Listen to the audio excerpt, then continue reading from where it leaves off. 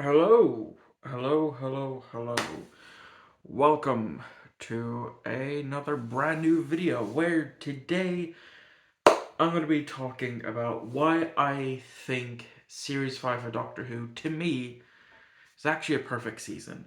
Now, if you watched my Series 1 review last year, I said that there was two near perfect seasons of Doctor Who, Series 1 and this, Series 5. But after essentially binging it is the series in a whole day, um, I think my opinions have definitely changed because episodes that I did not like originally, that episodes that I haven't really returned to that much.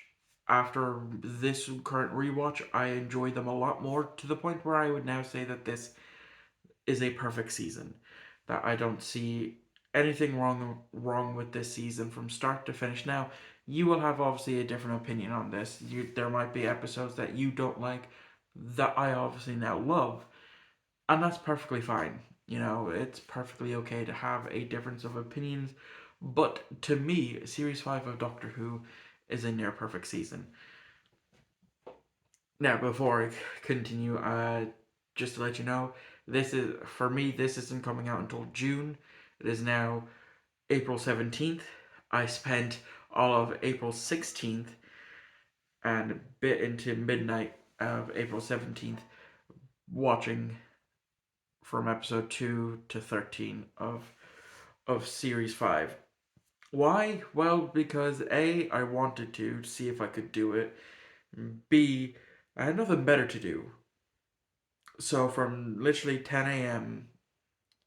on the 16th to midnight, I've been watching nothing but Series 5 of Doctor Who. So, let's get started whilst I get the right volume here with the episode. So, the 11th hour. Matt Smith's first proper story is amazing. It's a perfect episode of Doctor Who. It's a perfect regeneration story, post regeneration story. I should re say.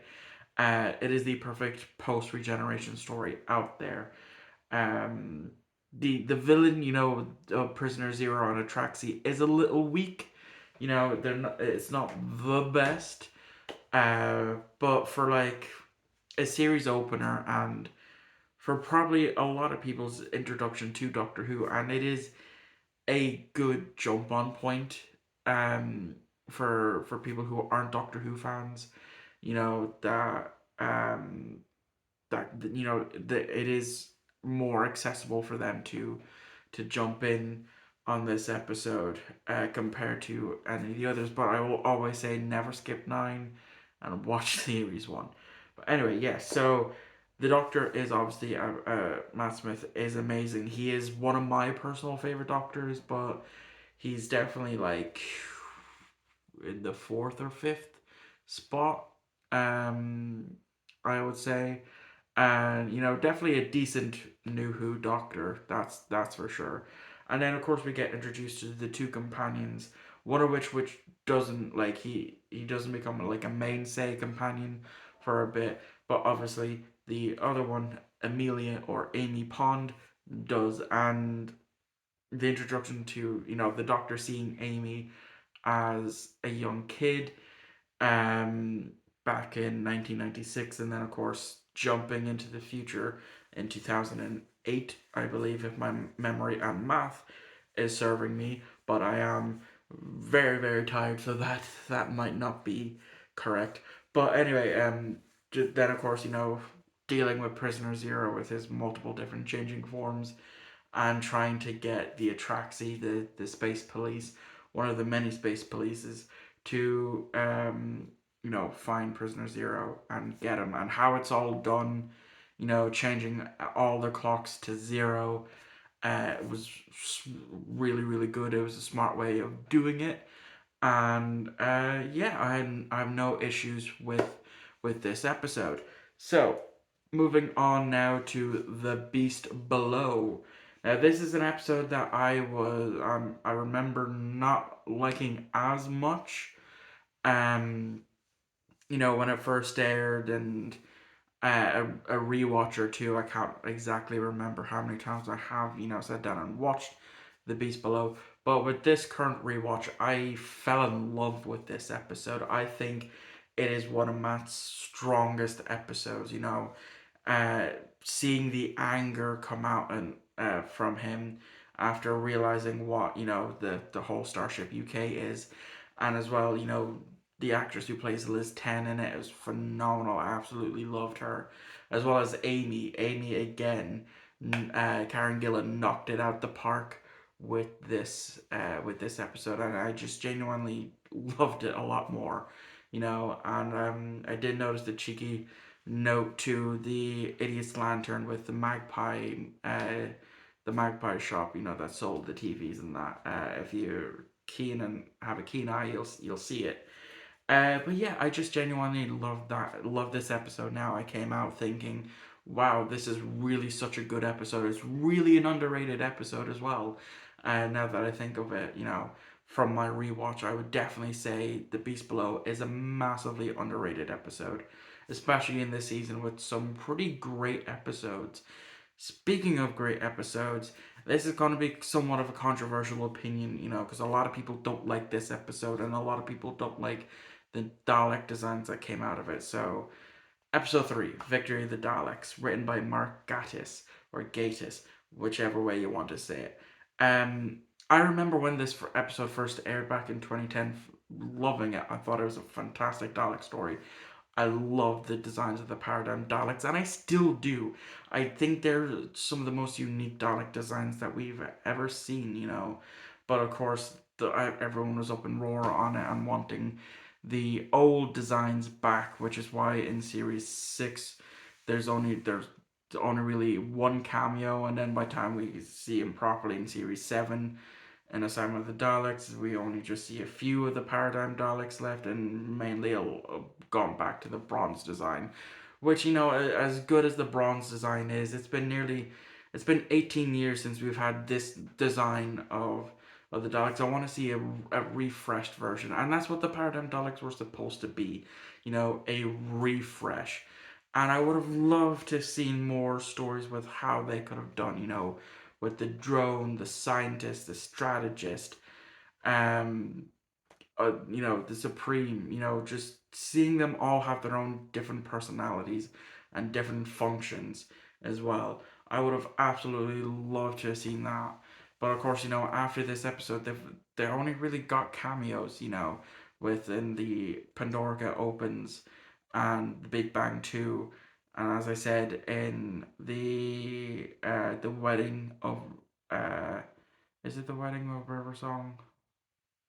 I think so. The last episode of Series 6. I think it's called the. Again, I'm tired.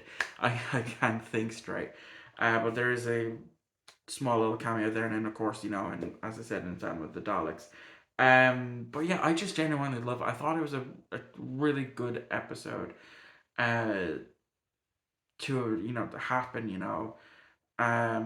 It makes sense. In universe, that type of stuff. Of how Britain at the time, in the war would have probably embraced these Ironsides to help, win the war, and they would have used them to their full potential, and all that stuff. But yeah, I just genuinely think Victory of the Daleks is an underrated Dalek story. It's not the best out there. There are far superior Dalek stories out there, but to me, Victory of the Daleks is, overhated. And the same with the Paradigm Dalek designs. I think they're massively overhated, and I would have loved if they had sticking around a tad bit longer. Now we move on to the Time of Angels and Flesh and Stone. Now, this, if you didn't actually know, this was the very first episode that Matt and Karen filmed.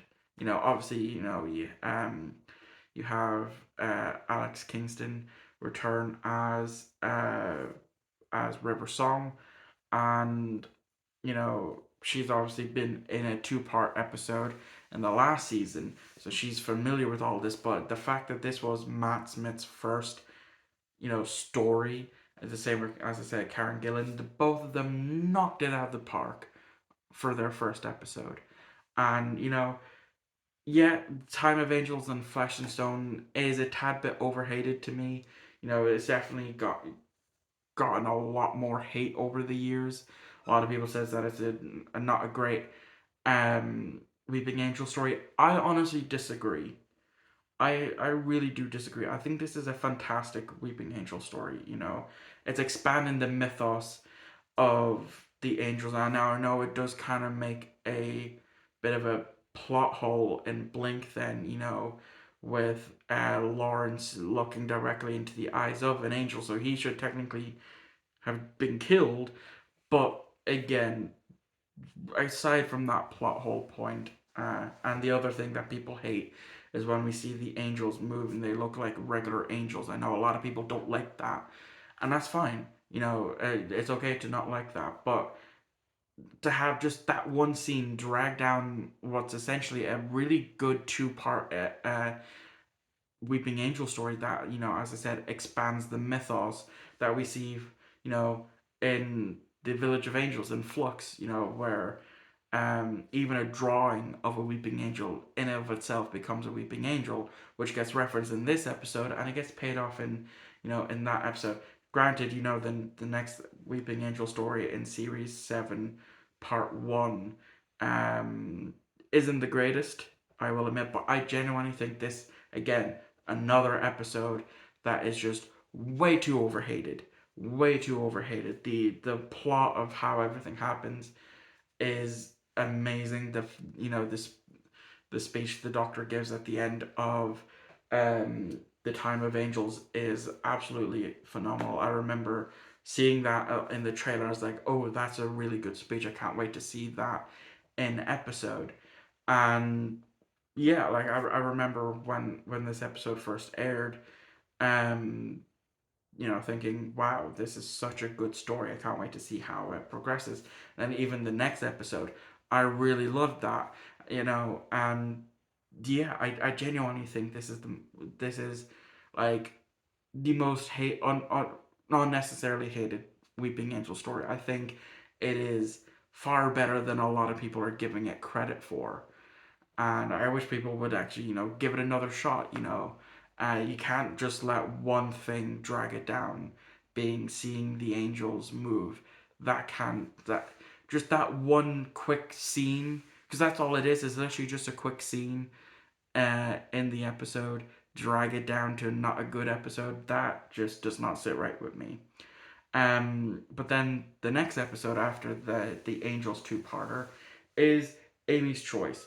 Now this one, I'm not gonna lie, is hit or miss with me. As a premise, it's a good story. As it's designed to make Amy choose between the Doctor and of course her fiance Rory. Actually, no, sorry, I'm skipping an episode here.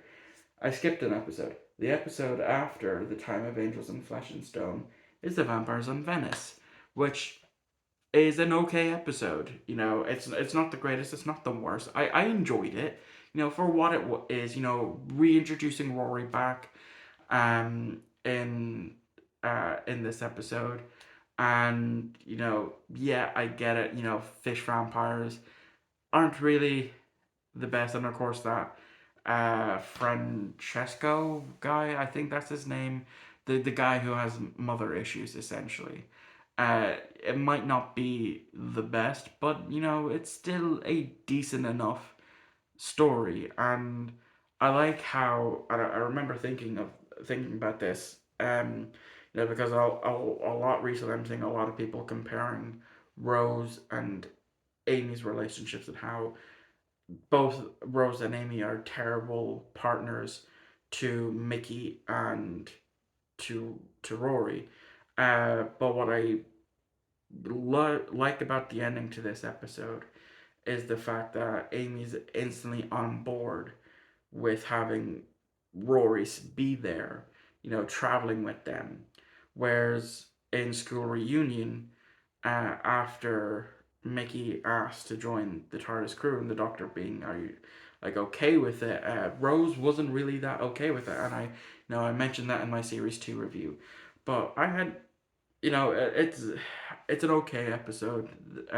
The Vampires of Venice is an okay episode. It's not the like I said, it's not the greatest, not the worst. But to me, it just one bad episode or one okay episode doesn't mean that this season isn't a perfect season to me.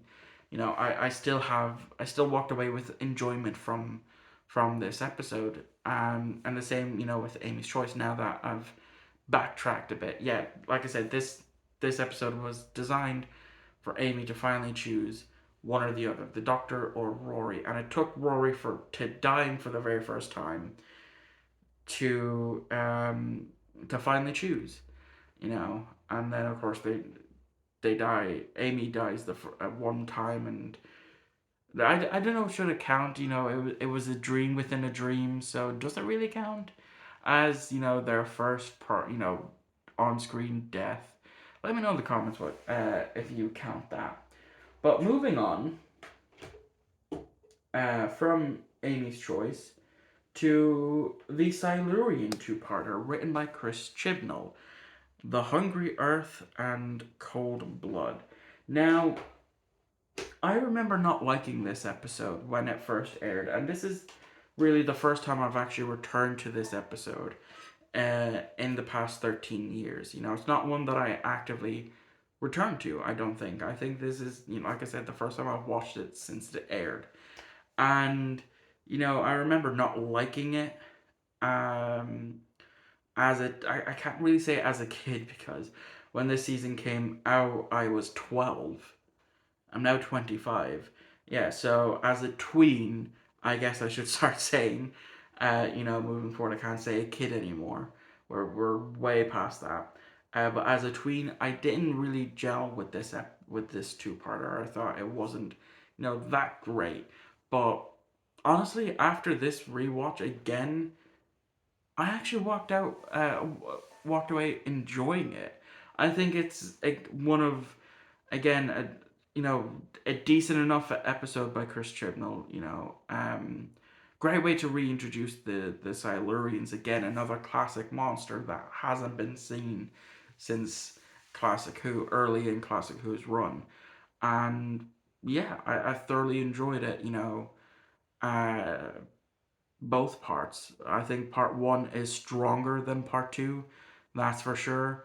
Um, Again, also kind of a plot hole, because we at the beginning of the episode we see Amy and Rory, in the future, because it's supposed to take place during the 2020s.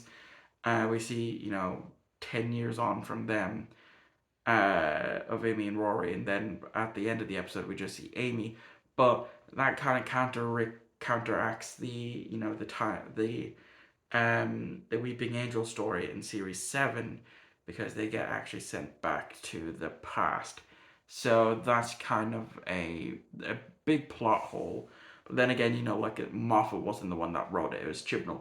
But yeah, I genuinely enjoyed it. I thought it was really really good, and I didn't really actually have a lot of issues with it. I think again that's what I'm saying with a lot of these early episodes in series 5 that I know a lot of people don't like. They're actually not all that bad. Um, like I said, I thoroughly enjoyed both episodes. I thought they were pretty good, better than I remembered. That's for damn sure. And I had no issue with them. Solid 6 out of 10 for both. As a whole story, solid 6.5 out of 10. I don't see any issues with it, which means we are now down to just 4 more episodes to go for me to review, and the next one is probably the most popular episode on this list, and that is Vincent and the Doctor. And over the years, I used to think, from tween to teen to adult, that it was one of the best episodes of the season. It was really really well written. Um, for someone who's only ever written for the show once, and that's what I noticed with a few of the writers in this season. They only ever wrote for Doctor Who once, and you know, I think it's a little overrated now. You know, after this rewatch, I definitely think it's a tiny bit overrated. And I know, I'm seeing a lot of people say the exact same thing now, that Vincent and the Doctor is one of the most what probably is a very overrated episode. And I see it. I definitely see it. Like, I see both camps. It's a great episode. Don't get me wrong.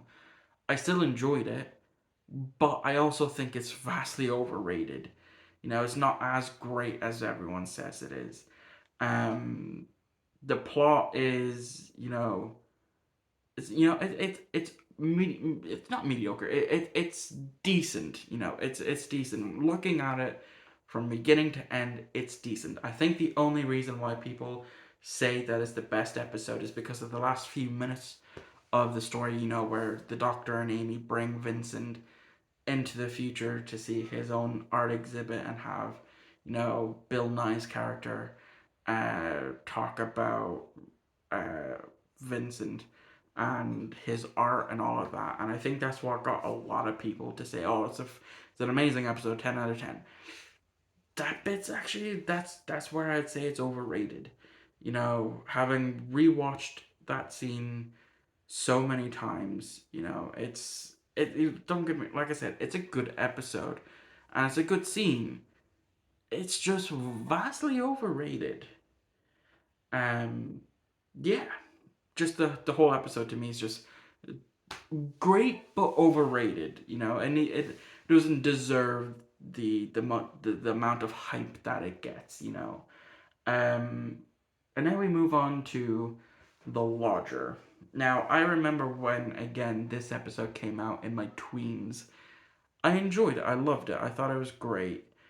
I liked James Corden in it. I thought it was a decent, story from beginning to end. It was a nice slice of life episode. And I still hold that sentiment. It's a good episode. I know a lot of people don't like it, especially now because it's James Corden and he's becoming one of the most hated men online, and rightfully so. He is a bit of a dick. Um, but yeah, it's a slice of life episode. It's Doctor Who's slice of life episode. One where they're saving on budget for the finale. So they're not really going to use like a whole lot of money, and it's nearly a bottled episode. A lot of it does take place in the apartment that the Doctor and Craig share, and it only really goes outside if needs be, to when they're playing football, or if it's an establishing shot outside with people walking by, that end up getting killed, or the Doctor at night with the trolley of junk, or when Craig and the Doctor and Sophie are at Craig's and Sophie's work, you know, and when they're upstairs in the what we would later realize is got to do with the Silence, because it's one of their ships, and yeah, it's a cost save. It was a cost saving episode, and it's a slice of life, and it's a good slice of life. I genuinely do like it. It's not all that bad. Um, and now we come to the Pandora opens and the Big Bang 2. And here are my thoughts on this. It holds up. It really holds up. Like I'm about nearly a half hour out of just finishing the two-parter. It really holds up. Like, I don't see any issue with it whatsoever. I think the Pandora opens as an episode, as building it up to what we see at the end with the alliance of everyone was pretty good. I would have liked to have seen more costumes, but I guess it's just whatever they had lying around. Because we see Daleks, we see Jadoon, we see some Tarns, we have the people in dressed up as Romans being part of Autons.